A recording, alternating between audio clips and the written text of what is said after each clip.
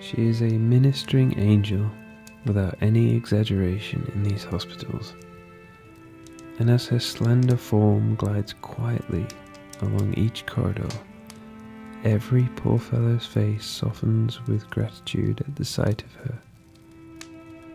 When all the medical officers have retired for the night, and silence and darkness have settled down upon those miles of prostrate sick, she may be observed alone with a little lamp in her hand, making her solitary rounds.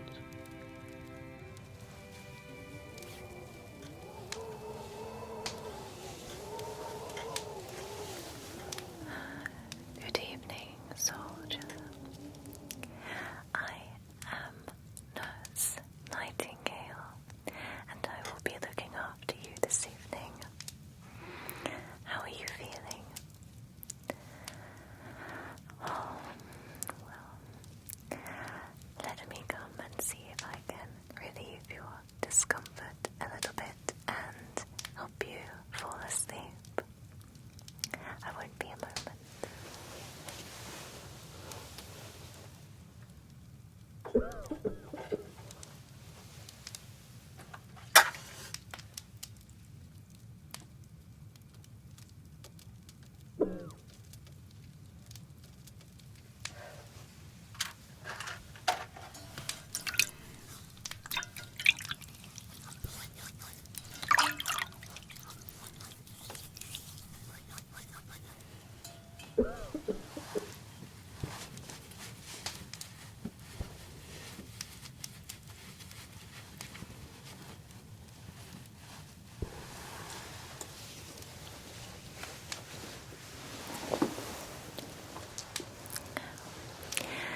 Tell me, soldier, what is your name?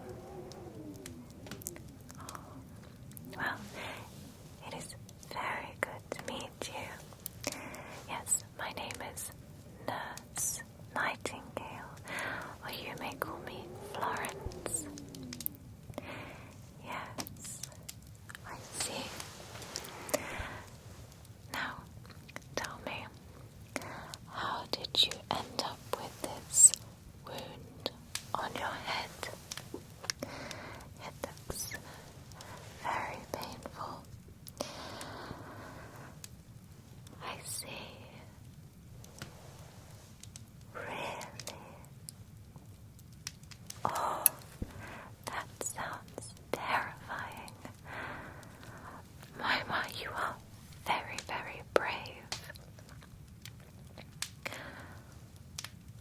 Well, you are lucky that you are alive.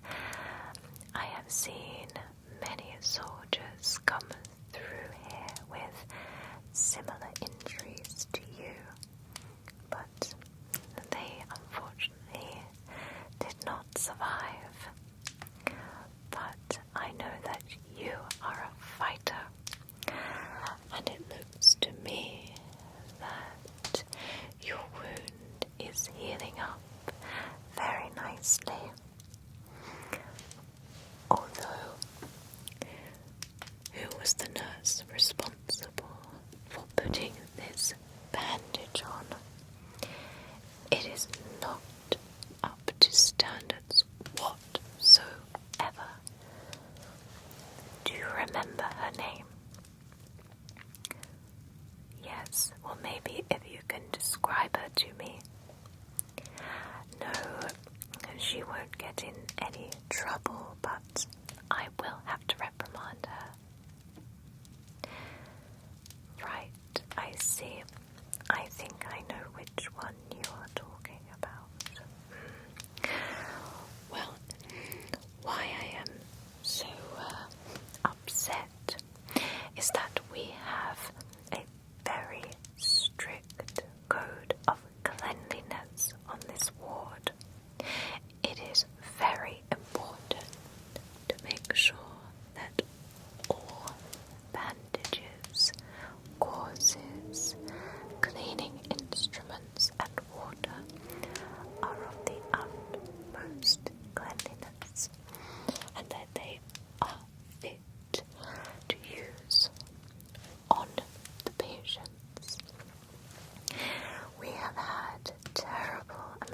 because of infections on the ward by negligence, and it is my duty to stamp out the negligence.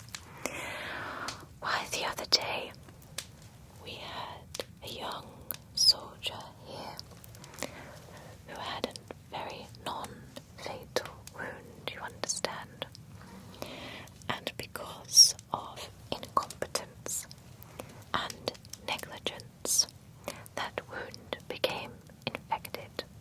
Now, he was perfectly fine, but because of the infection, we had to use more resources, more bandages, more staff to look after him, which of course puts strain on everybody else, you see.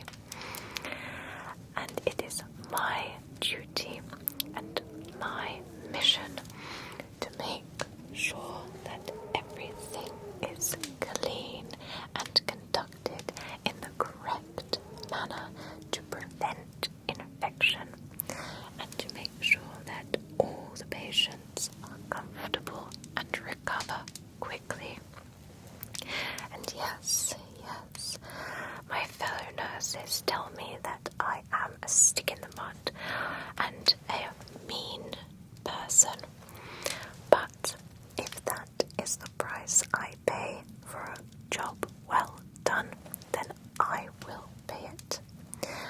My mission and my passion is to look after people and to make them well again. And laziness I cannot abide, and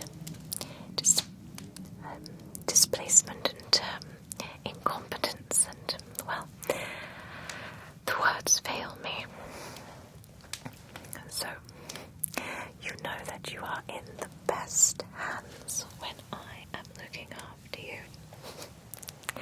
Now, before we get that bandage changed, I would like to make sure that you are in a good, healthy way, regardless of the head wound. I want to make sure that everything else about you is in tip-top shape. So your eyes, your ears, your mouth, and your overall body, any aches and pains. What most of us don't realize is that when we get a jolly bump to the head, this can have an effect on the body in ways that we still don't understand. So we have to make sure that everything is working as it should be. Jolly good.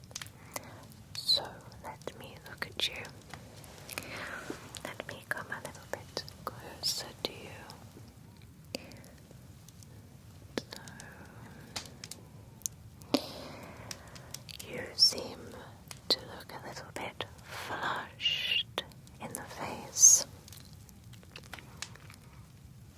Let me feel your brow. I see. Now you do have the start of a fever coming. How long have you felt feverish? 2 days. Have you told anybody about this? You did. Has anything been done? Has the doctor given you medicine? Nothing's been done. Oh my dear, you have been suffering so. Well, I believe that there is some tonic around here somewhere. Yes, we have had some very serious supply issues because of this damned war.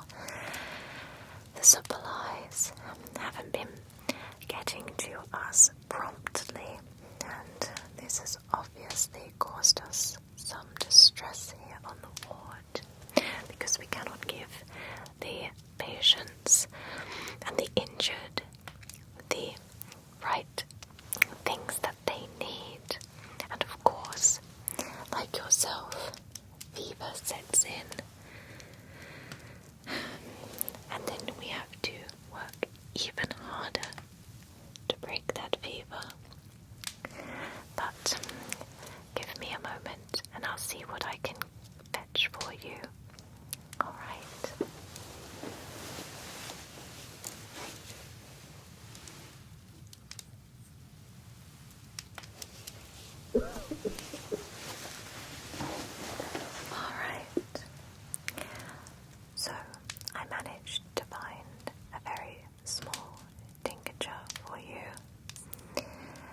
this is the best that I could do, and it's not a full dose, but at least it will provide you with some comfort, at least for the next 24 hours or so.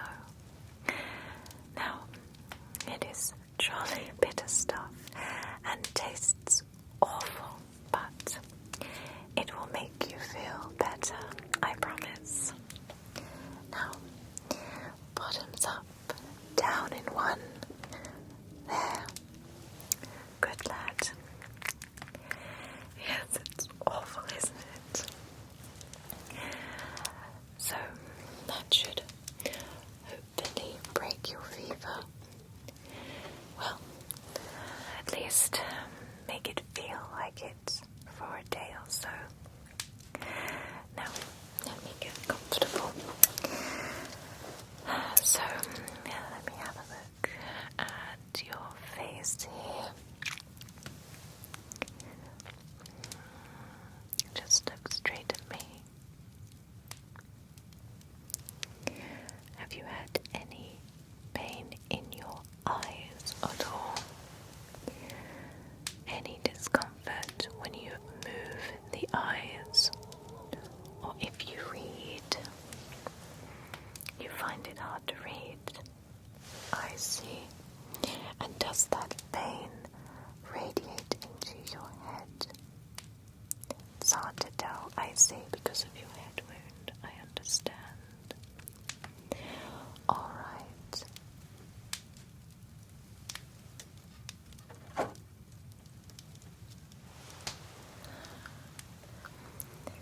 So, just let me know if shining this light hurts your eyes at all.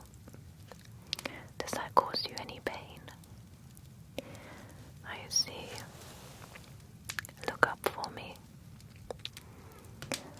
Now look down. Good. And from side to side. Any pain or discomfort there? All right. Can you follow this light for me? Good. Very good.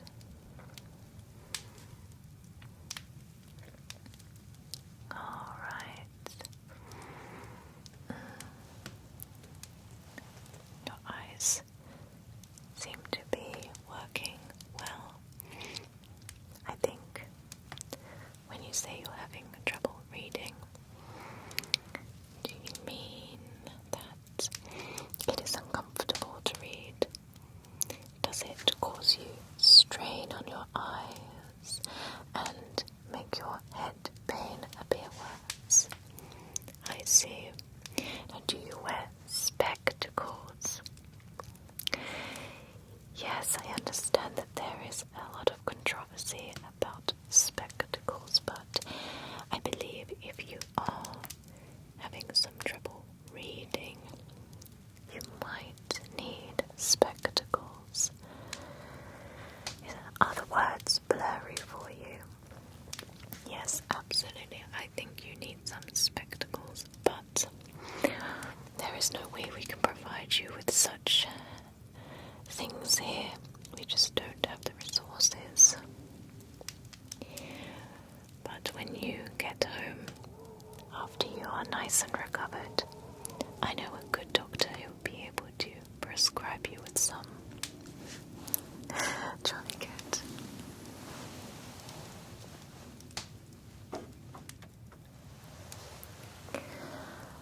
Good. So your eyes, apart from your sight problems, appear to be in good, healthy order. Now your ears. Did I see or hear somebody talk about your hearing?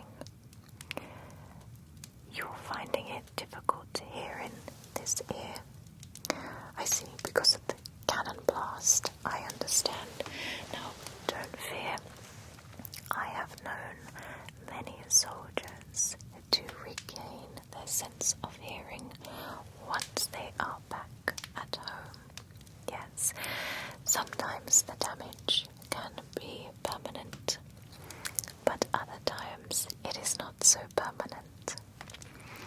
So I'm going to test your hearing just very, very briefly to see what extent you can hear.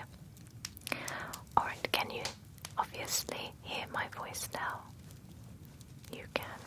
Every word of it. Most of it. Alright.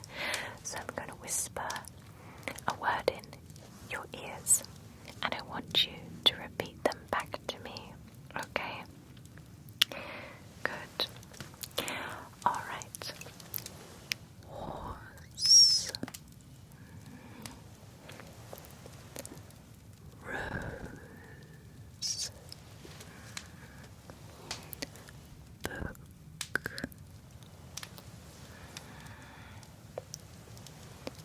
Meadow. Stoat.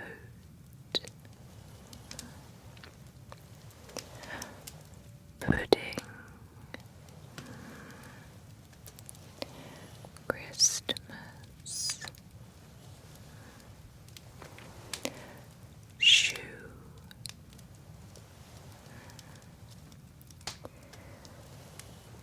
Snowman.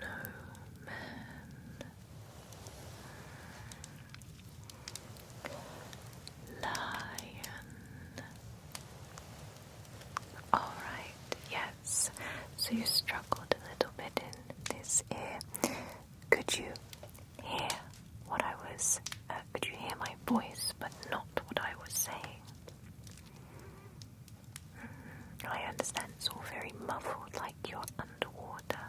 I understand. Well, in that case, I believe that your hearing loss could be temporary. So hopefully when you go home, have some nice rest, spend some time with your family, your hearing should return to normal. Good. Well, the last thing I need to check is your heart and lungs. Yes, it's very exciting. We have some very complicated equipment here, state of the art, only the best for the British Army. So this instrument allows me to hear inside your body. That's right. And I can determine whether or not your body is working correctly and in the most functional way. Yes. No, you don't need to do anything. You just sit there peacefully and calmly. Right.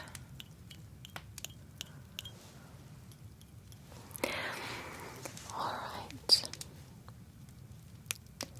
Yes. You have a very strong heartbeat. Very strong. That is good, yes. Now, can you take some nice deep breaths in and out for me? Deep breath in and out. Good. Deep breath in and out. Deep breath in and out. One more time. Have you been coughing in the night? And have you been bringing up any mucus or fluid? I see. Well, there sounds like there is a little bit of congestion on the chest, which isn't a bad thing. It is awfully chilly in here, and what with your fever and your head wound, there may be a little bit of infection in your lungs there, which is nothing to worry about. We will just keep an eye on it.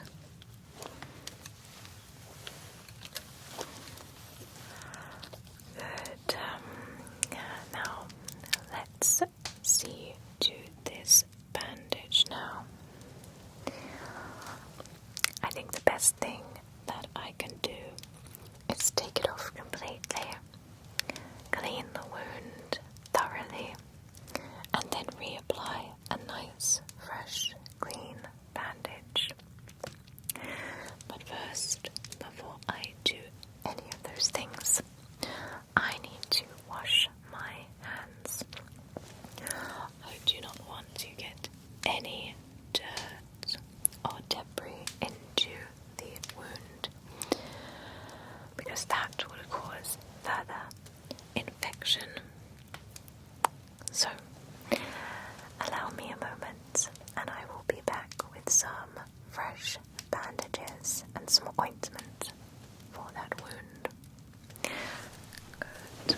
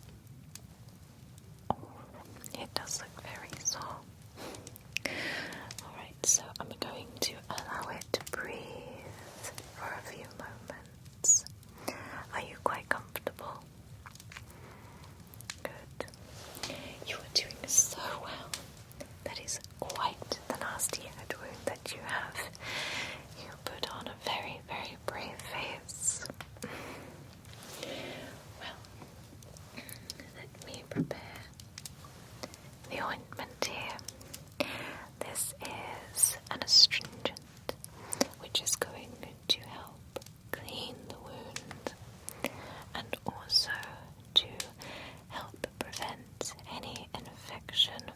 We don't need an awful lot.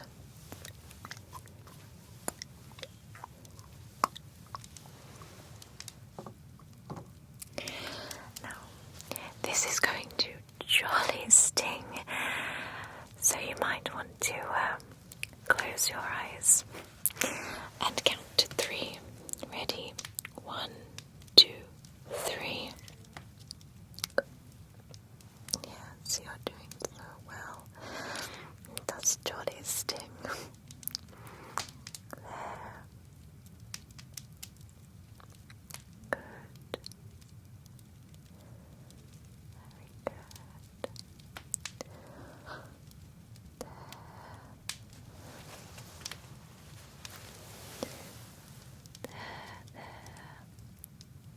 There.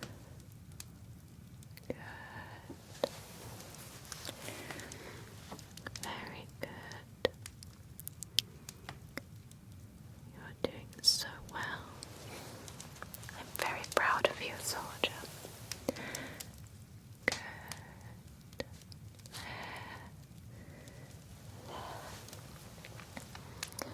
Alright, that should do it.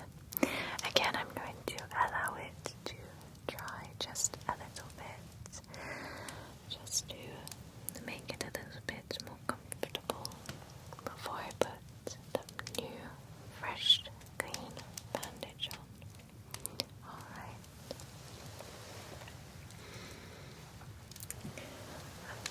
So do you have any family? Oh, how wonderful. Well, you will be seeing them very, very soon. Once your wound heals up, which it looks like it's very much on its way, and your fever breaks, then I am sure that you will be sent back to England swiftly to be reunited with your family again. I'm sure you miss them very much. How long have you been here for? Jolly, it's a jolly long time. Well, to be here all that time and only just become injured, I would say that you are a very good soldier. Very lucky too. Now, let's reapply this bandage on your head. So, this won't be quite so unpleasant as before. But you just tell me if it hurts at all.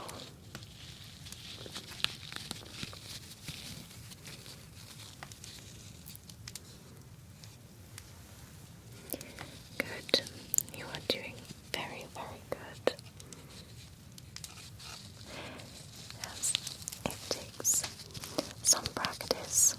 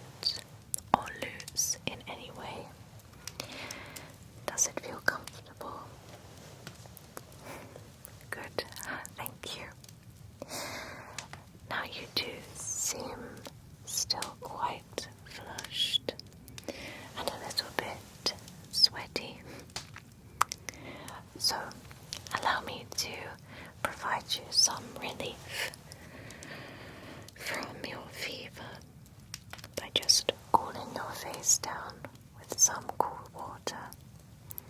How does that sound? Yes, and maybe that will help you to fall asleep. It is no fun to feel feverish and sweaty when you are trying to fall asleep. And sleep is the most important part of recovery. Yes, when we sleep, our body and our mind relax, which is very helpful in the healing of our bodies, of our wounds, and of our well-being. So let's get you to sleep as soon as possible. Allow me to fetch some water and a cloth.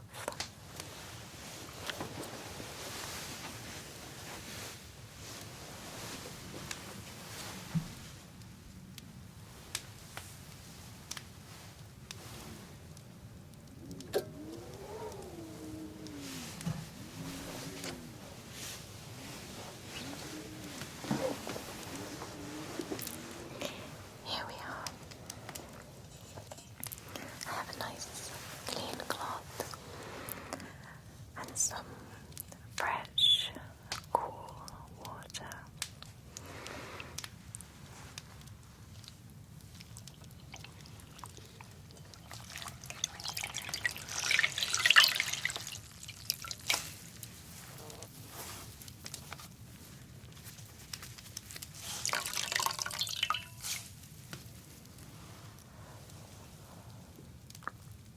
How does that feel? Good. It's very cool and refreshing. Good.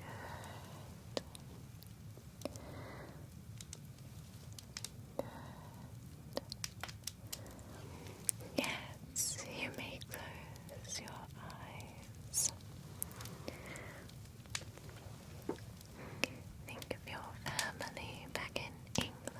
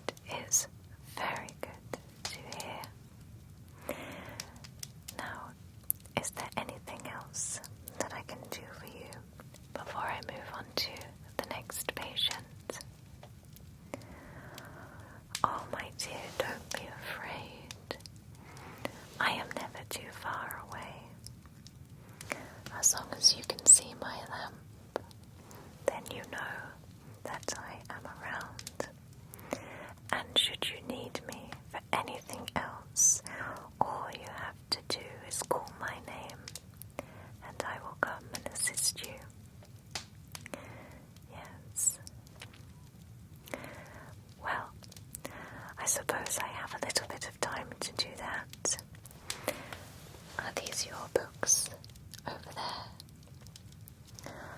Well, seeing as you find it difficult to read at the moment, then I will be more than happy to read you a few pages from one of your books. Any book in particular?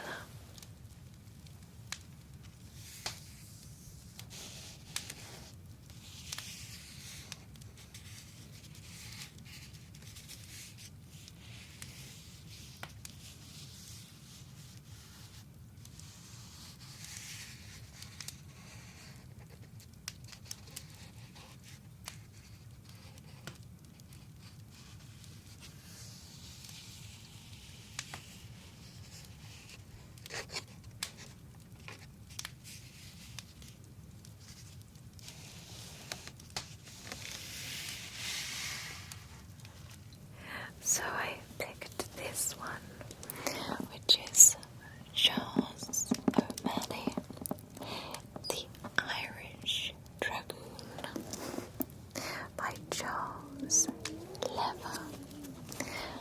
Have you managed to read all of this one? Well, the illustration on the front looks quite ghastly, but I suppose it's a good tale. I've never read this one myself.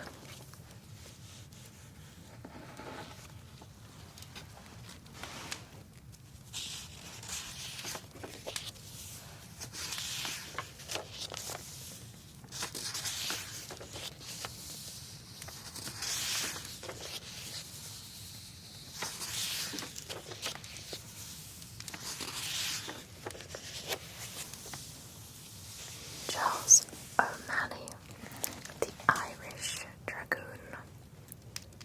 Chapter 1, Daly's Clubhouse. The rain was dashing in torrents against the window panes, and the wind sweeping in heavy and fitful gusts along the dreary and deserted streets. As a party of 3 persons sat over their wine in that stately old pile which once formed the resort of the Irish members in College Green, Dublin, and went by the name of Daly's Clubhouse. The clatter of falling tiles and chimney pots, the jarring of the window frames, and howling of the storm without seemed little to affect the spirits of those within as they drew closer to a blazing fire, before which stood a small table covered with the remains of a dessert and an abundant supply of bottles, whose characteristic length of neck indicated the rarest wines of France and